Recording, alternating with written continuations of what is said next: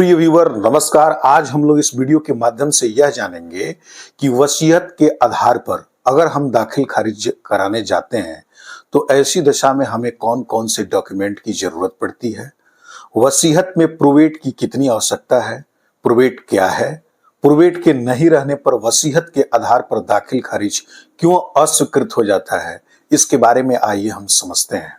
दोस्तों, जैसा कि आप जानते हैं कि वसीयत जीवित व्यक्ति के द्वारा अपने उत्तराधिकार को देने के लिए किया जाता है। यह आवश्यक होता है कि इसका पंजीकरण वह व्यक्ति जो वसीयत करने वाला है और वसीयत प्राप्त करने वाला है, वह दोनों ही व्यक्ति पंजीकरण के माध्यम से इसका रजिस्ट्रेशन सुनिश्चित करा लें और इस पर 2 गवाहों का होना आवश्यक हो जाता है। परंतु जब इसका इम्प्लीमेंटेशन मृत्यु के उपरांत यानी वसीयतकर्ता के मृत्यु के उपरांत किया जाता है तो दाखिल खारिज के समय एक डॉक्यूमेंट की आवश्यकता पड़ती है जिसके नहीं होने पर वह पूर्णतः खारिज हो जाता है, अस्वीकृत हो जाता है। वह है प्रोवेट। तो हम आइए समझते हैं कि प्रोवेट क्या है। प्रोवेट का आसान भाषा में अर्थ यही है कि वसीयत का न्यायिक प्रमाणीकरण, यानी वसीयत को न्यायिक प्रमाणीकरण यानी न्यायालय के द्वारा उसका प्रमाणीकरण देना। दोस्तों, इसके अभाव में अगर आप वसीयत दाखिल खारिज हेतु यानी म्यूटेशन हेतु प्रस्तुत करते हैं और इसका अभाव होता है तो दाखिल खारिज आपकी अस्वीकृत कर दी जाती है।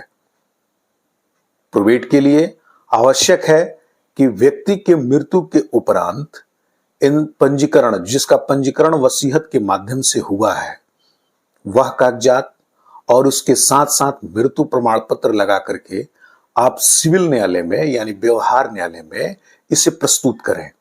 व्यवहार न्यायालय में प्रस्तुत करने के बाद संबंधित व्यक्ति के पास नोटिस जाती है और मृत्यु जिस व्यक्ति का हो गया है उस व्यक्ति के यहां भी नोटिस जाती है या उसके घर पर एक नोटिस चिपकाई जाती है।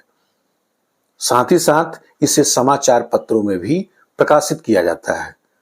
जब अगर किसी तरह की कोई आपत्ति आती है तो उस आपत्ति के निराकरण हेतु उसकी सुनवाई भी होती है।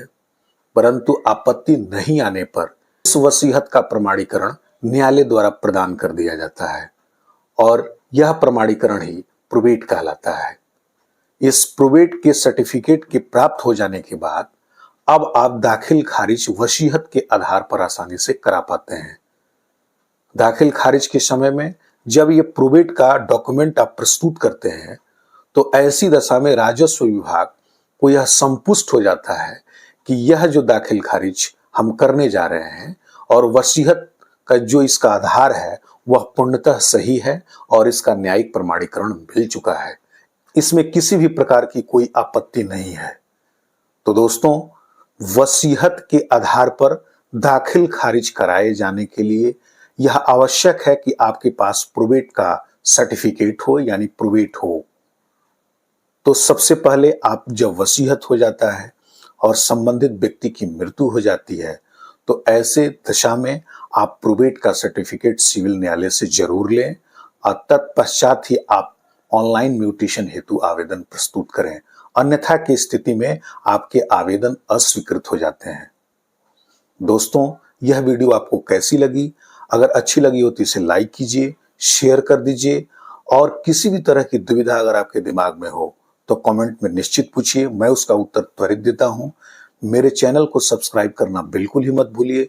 आपने अभी तक कीमती समय मेरे चैनल पर दिया, इसके लिए बहुत बहुत धन्यवाद।